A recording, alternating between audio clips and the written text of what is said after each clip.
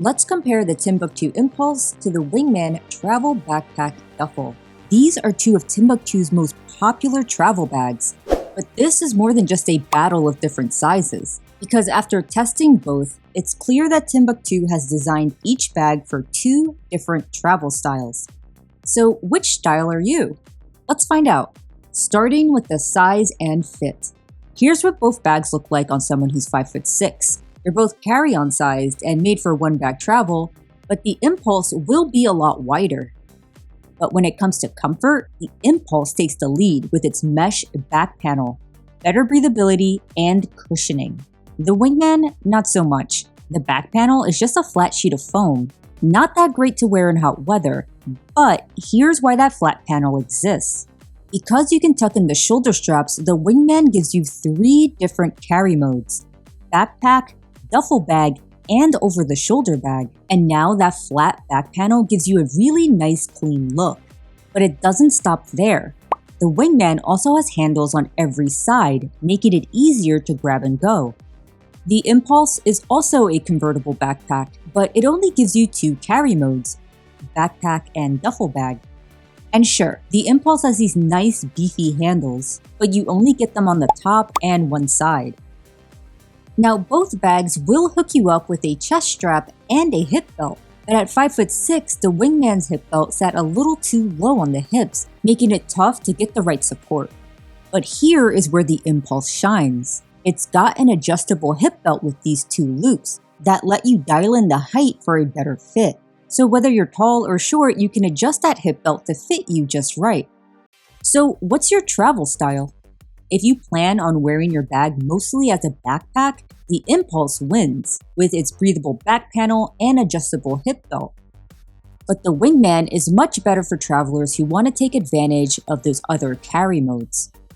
Now let's talk about pockets and compartments, because here is where we start to find some make or break features. If you like to keep things organized, the Wingman gives you way more external pockets for smaller items, including a water bottle pocket, something that's completely missing on the Impulse. It has no water bottle pockets whatsoever. But the Impulse does have this massive top pocket that can fit bigger items like a compressible jacket or large headphones. It even includes a mesh compartment for smaller items. The Wingman instead has a much smaller top pocket that can fit something like a passport book or phone. Another similarity is that the Impulse has this almost hidden side pocket with a leash for keys and a smaller mesh pocket for organization. This same pocket exists on the Wingman, but it's on the front of the bag, and there's no leash for keys here. Now, if you value tech storage, this next part is for you. Both bags have a massive 17-inch laptop sleeve in the back, but the Wingman throws in a surprise. It's got a second 13-inch laptop sleeve on the front. Even if you don't carry 2 laptops, this is the perfect spot to stash a tablet or even a light jacket. Either way, that's extra organization that the Impulse doesn't have. So back to travel style. The Impulse is best for travelers who need quick access to bulky items, thanks to that big top pocket, and there are only 2 exterior organization pockets, so it's best for travelers who want to keep it simple. But the Wingman is going to be better if you prefer your items to be organized in different smaller pockets that are really easy to get to. And if having multiple tech devices when you travel is your style, then the Wingman is the obvious choice. But what about internal packing space? Both bags open from the front for easy packing, and here is where the Impulse wins in terms of organization, with 3 smaller mesh pockets compared to the Wingman's single large mesh pocket. You also have a simple luggage strap on the Impulse versus a large mesh compression panel on the Wingman. It's just a small difference, but we did find that the Wingman made compression much easier. Now, both backpacks do work well with packing cubes and can easily fit a week's worth of packing.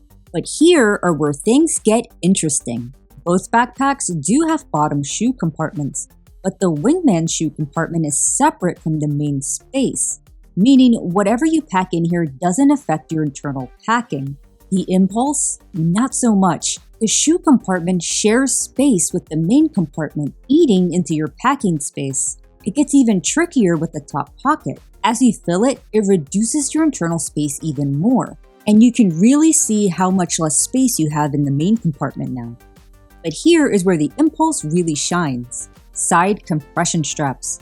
These straps allow you to adjust the bag size when you're packing light, and they are missing on the Wingman. So how does this translate to travel style? Well, go with the Impulse if you want the most wide open packing space. With this bag, you can decide how your packing is divided amongst the 3 different compartments since they all share the same space. Or you can take advantage of the entire 45 liters as one big compartment. But the Wingman is better for travelers who want more structured separation of their packing. You get less room, but everything has its own dedicated area. So how do you choose between these 2 travel bags? Hopefully by now, you've narrowed down your travel packing style. Go with the Impulse if you plan on wearing the bag mostly as a backpack. You prefer one large pocket instead of a ton of smaller pockets, and want the most open packing space possible. However, the Wingman is the way to go if you plan on taking advantage of the convertible carry options. Need fast access to a water bottle and other small items? And carry multiple tech devices and need that laptop protection. If you found this video helpful, consider hitting the like button and subscribing for more backpack comparisons just like this. And as always, thank you so much for watching.